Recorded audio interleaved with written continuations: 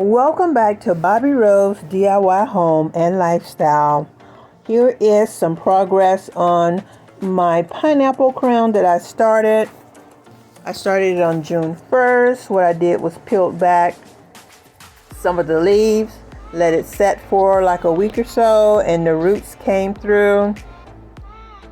As you can see, I did cut off the dead pieces of the crown. This is an avocado seed that I'm also starting. What I'm going to do is demonstrate basically how you're going to plant this. I am using a recycled bleach jug. I have burnt holes, drainage holes in the bottom of it. You can put it on the side, you can put them on the bottom. And I'm just going to gently set that in there. And I'm just going to fill some soil around. It's going to end up in my pineapple bed with my other two pineapples that have produced for me year after year. They start producing after 2 years you've had them.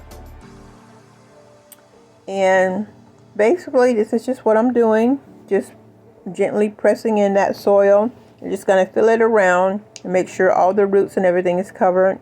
And I'm going to water it from the top and just let it dribble down.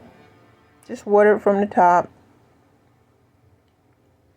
and we should see some results in a few days. This is my pineapple bed that I've had for about 10 years.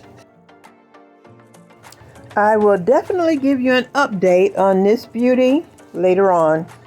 Thank you for watching my videos and my shorts. Bobby Rose DIY Home and Lifestyle in my garden. Thank you.